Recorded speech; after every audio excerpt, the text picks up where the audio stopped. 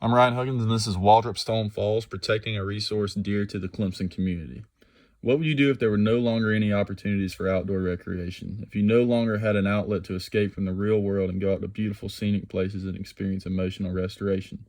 What if we had the cure to a deadly disease like coronavirus right in our backyard and lost it forever because we didn't protect the biodiversity of the area?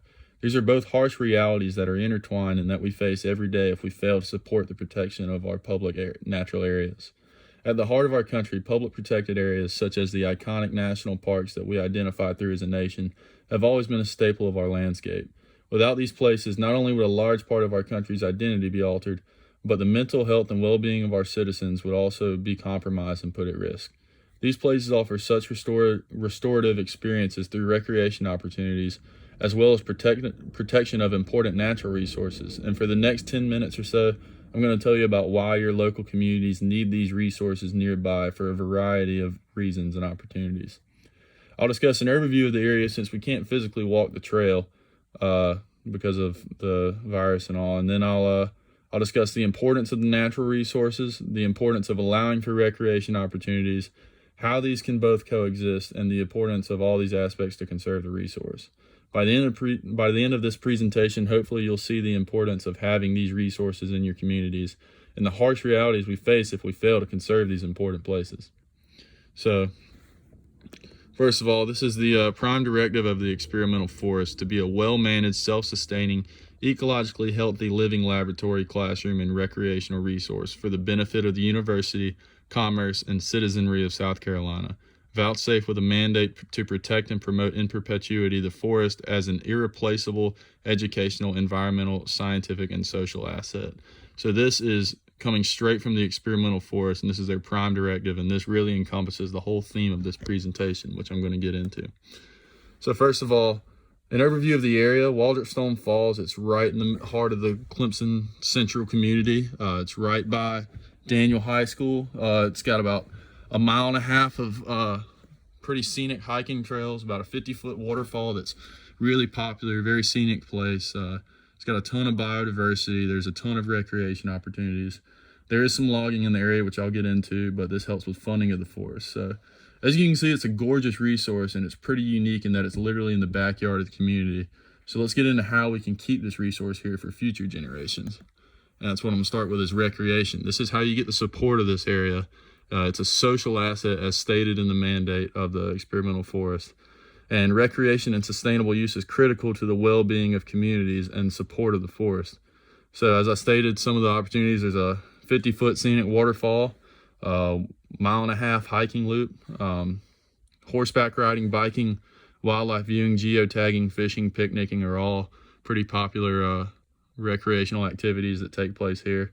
There's non-recreational use of the resource, such as logging that I stated earlier, which can be done responsibly and not necessarily degrade the resource while providing the necessary funding, because without the logging, we wouldn't have the funding to protect this the forest. The university wouldn't be able to do it. So recreation and sustainable use is pretty critical just to have the protection of not just Waldrop Stone, but also the whole experimental forest. And that's the first thing. If you don't have the area protected anyways, then you can't even, there's no point in even getting into the resource, which, so now let's talk about what it is we're protecting and why we're protecting it, which is biodiversity, an educational, environmental, and scientific asset, as stated in the experimental forest mandate. So biodiversity literally allows for the potential to save lives, as well as educational opportunities and also support and funding. Biodiversity allows us to conserve resources we may not even know we have yet. So, for example, one of the species that inhabits the experimental forest is the eastern copperhead. It's a snake. And its venom very recently has been found to be a really good treatment or possible cure for breast cancer. And that's one of the most promising medical treatments being used right now in cancer. And so that's just an example of, if you don't protect the biodiversity of the areas, you're going to lose these resources that you can't get anywhere else. If copperheads go extinct, then we never get that resource back, and the potential to save that many lives is gone. But in terms of biodiversity, there's a variety of habitats throughout the hike, featuring a large portion of the 90 tree species that can be found in the experimental forest, such as dogwood, American beech, and mountain laurel. those are kind of some that highlight the area. Hardwood stands of various oak species you can see as you walk along the beginning of the trail that give way to early successional tree species and habitats such as pine and some of the savanna areas that have been made because of the logging. Dry microhabitats give way to wet microhabitats as you move along the trail down steep hills to the waterfall. 66 reptile and amphibian species, as well as potentially 9 more species inhabit the forest. 50 plus mammal species inhabit the forest. All this biodiversity is only possible because of the active management of multiple habitat types, and that kind of encompasses biodiversity. The uniqueness of these areas in the forest allow for beneficial educational opportunities for Clemson students. This is one thing that makes Clemson such a great wildlife, parks, and forestry sciences institution, is having this resource in your backyard for education. I can tell you from experience as a student, you learn so much more out in the field, seeing these things and learning about these things in person. And it's pretty unique that Clemson has this resource, and its protection is something that is definitely very important. And the biodiversity, not just its protection, but to sustain the biodiversity of the area. So the experimental forest is no exception to the need to conserve for biodiversity. Right now, the experimental forest is home to various species that are threatened or have the potential to be threatened, such as providing the southeasternmost wood frog population in the U.S. This is just an example. I mean, if their habitat is not continued to be managed and monitored actively, then species like this will lose important populations, and before you know it, the resource is gone. And literally, this resource could save lives. So now that you know about some of the resources we have here in our backyard, I want to show you the importance of having this coexistence of both protection of these natural features as well as allowing sustainable, responsible use of the area. So coexisting. The only way both these assets can be allowed and the resource can be conserved. And that this is really also encompassed by the mandate of the experimental forest. So support and funding is gained through the managed resource of the managed use of the resource. So all the recreational opportunities provide support. It gets the community involved so they can support the area and the protection of the area. Things like logging, forest fest, other kind of uses provide funding for the forest, which you're going to need for the protection of it.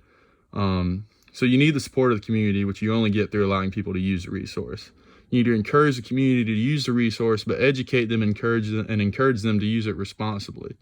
As I said, logging is an important part of funding for the forest, and this can even increase biodiversity if the area is managed correctly. You can create some habitat changes through logging that, if you do it correctly and responsibly, it can benefit the biodiversity, as I said. Recreation must be monitored and managed intensely and actively, because degradation of the resource through overuse is a very real possibility. And once you degrade the quality of the area, all the other opportunities disappear, and eventually the protection of the area will be lost through loss of support, because the area is not going to be what it was, and you're not going to have that many people wanting to use it, and therefore they're not going to support it. So what are you going to do to protect Waldrop Stone Falls? If we fail to conserve all of the resources and opportunities that the forest offers, we lose the well-being of communities and the natural resources of the area, which could potentially change the world, as I stated through some of the examples of how natural resources can impact disease, which should really hit home right now with the COVID-19 crisis. The mental health and happiness of the residents is also at stake, as well as stated earlier, the possibility of extremely important natural resources in the area. Our country's identity was built around protected, multi-managed resources like Waldrop Stone Falls. So I ask, what are you willing to do? Are you willing to do your part and support all of these aspects of the forest, not just ones you participate in? Because as much as you may like to recreate in the area, you have to support and get along with the other uses of the area too, and understand how each of them is important to the support of the protection of the forest. And these are my sources. Thank you.